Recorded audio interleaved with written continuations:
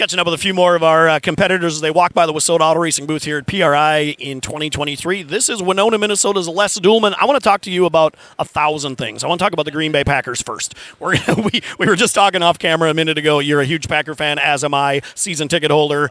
We are going to, you and I will be both at a game not even 2 weeks from now coming up at Lambeau. You just said it's starting to look like a team that can actually play football. I agree. Yeah, they are really young. They showed it tremendously in the beginning of the year, but yeah, they're starting to look like a football team. It's kind of cool. So I think we'll have a good game to go to when they play Tampa in 2 weeks here. Yeah, for sure. Back, obviously, when I lived in that area, I went to a few more games than I get to go to now, but it's fun to get to go to a handful of them. Yeah, oh yeah, and we've been ticket holder for a little while now, but we have those cushy seats indoors, which is really nice. That's the only way my wife would do it.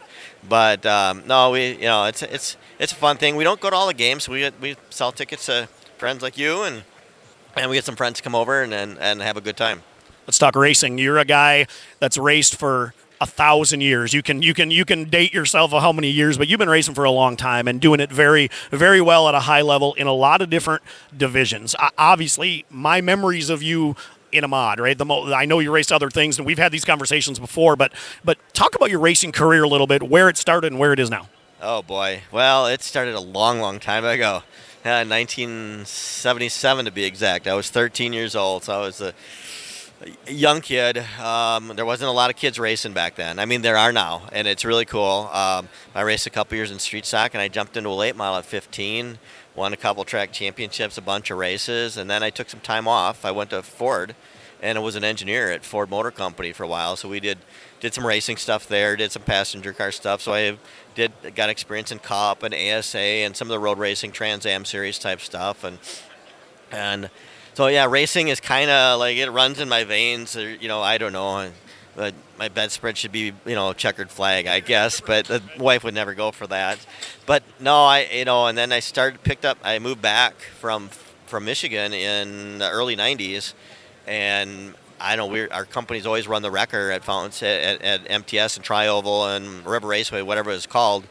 And I don't know, I shouldn't have been there because it's just like it's getting too close to the fire, and then all of a sudden I'm helping a guy, and then I'm in somebody else's car, and then we go out and we win the first night, and all of a sudden I'm hooked. I'm driving for him for a couple of years, and for Jerry Lawson, and then next thing you know, I need a new car. So it's like, well, I don't like anything that anybody else has, so I start building my own, and it just, I don't know. We've done it in small portions, not gone crazy.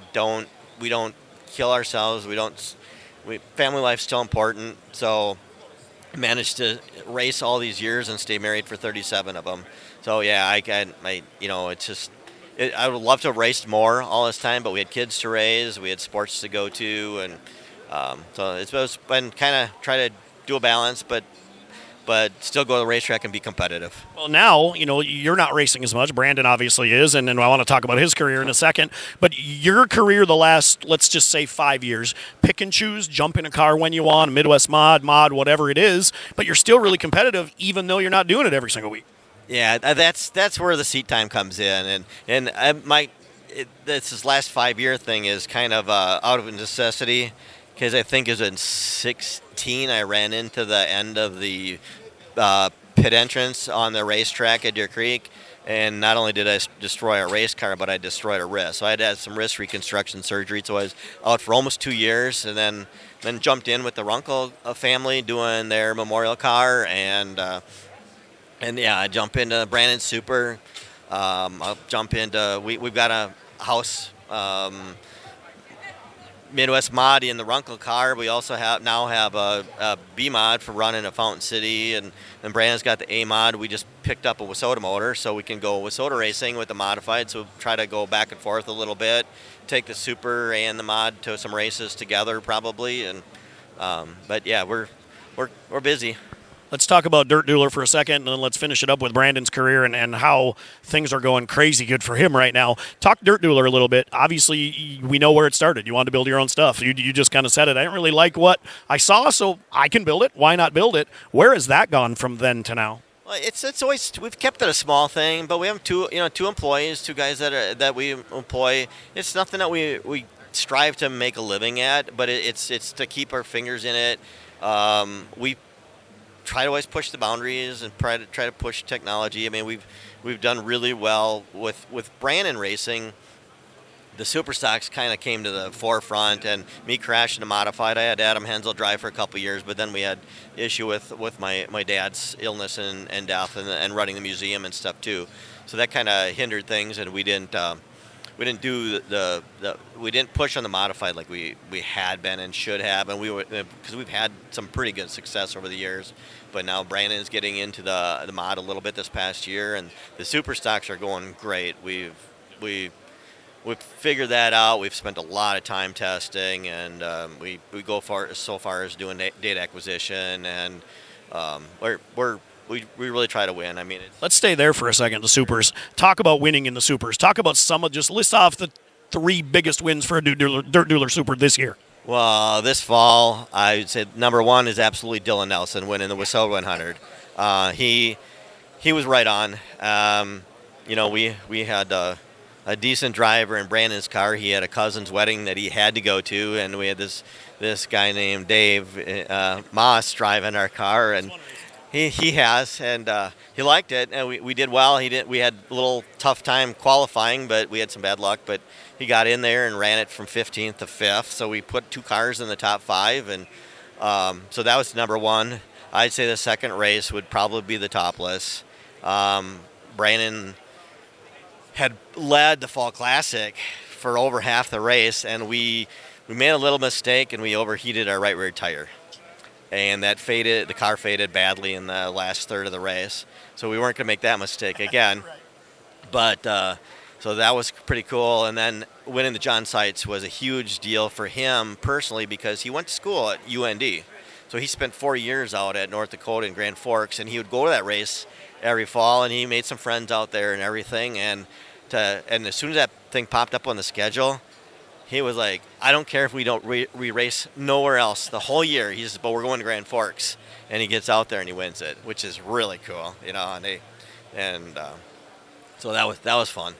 Yeah, and the cool part to me is, that race, the Sites race, obviously I was there, right? So the Sites race is a place he'd never gotten to race before. Like you said, he's been there a lot. So you go there, and the quality of cars, we didn't have a ton of cars, but the quality was really good. And to go there and win the first time he'd ever been there on the racetrack, really impressive.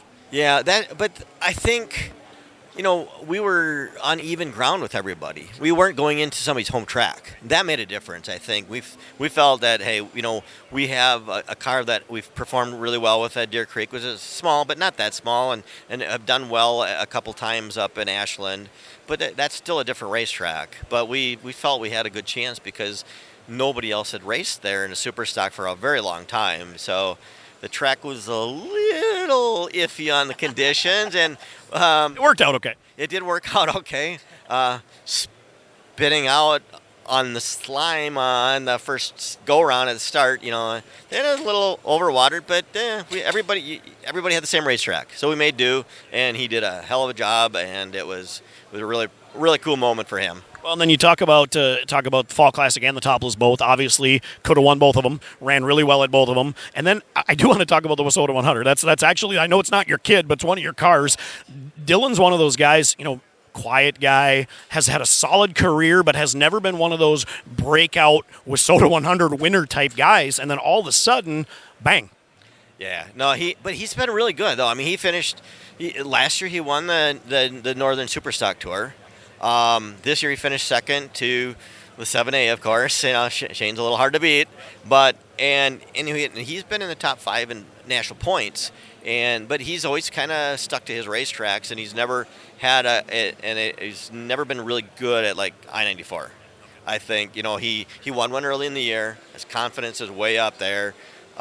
He liked our car at that place and Ogilvy both better than what he had, and he did a great job. I mean, they had an engine issue. They had to change motors. Actually, had to buy a motor and change motors on Saturday before the race, and otherwise, I don't think they would have finished the race. But the car was good, and he's a really good driver, very smooth. Him and making a really nice team, and we're really glad to be working with those guys. So yeah, Dylan's been a really good addition to our group. Well, no doubt. I remember when the news came out that I think you said something to me like, we're going to have an announcement of a guy who's in the top 5 last year's national points switching to our cars a couple years ago, and that's what happened, and he's done really, really well ever since he's gotten in it. Talk about 2024 real quick, and then we'll let you get to it.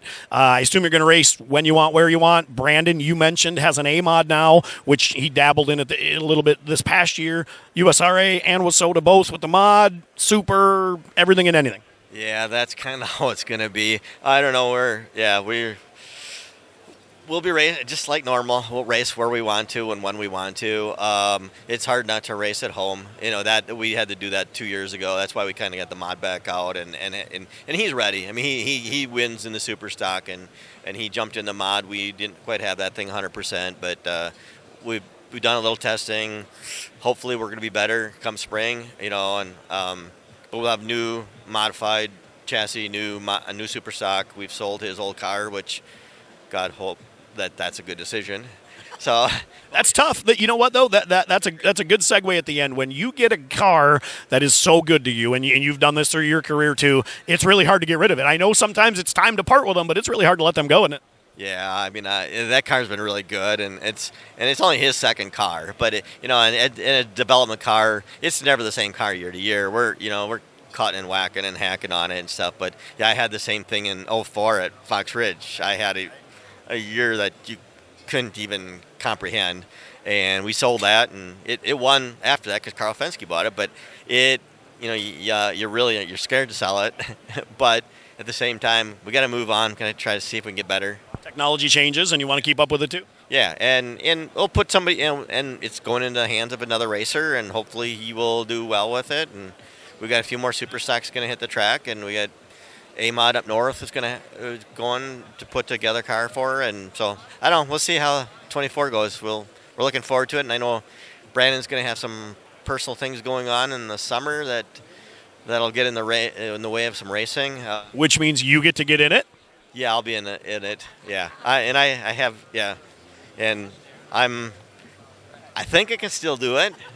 Just get I adopted a new number here with my my traditional number and then my initials. So, and that is what? Tell the people. 0LD.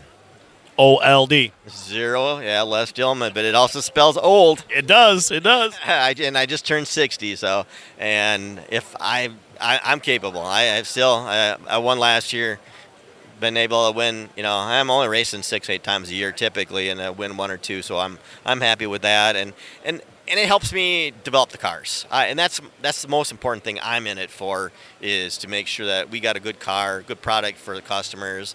And my butt's felt a lot of things over the years, and my brain's always spinning, so I enjoy that part. That's probably better than the racing competition. I enjoy that part of it, the engineer. There it is. Keep an eye on Team Dirt Dueler this year. That's Les Duellman.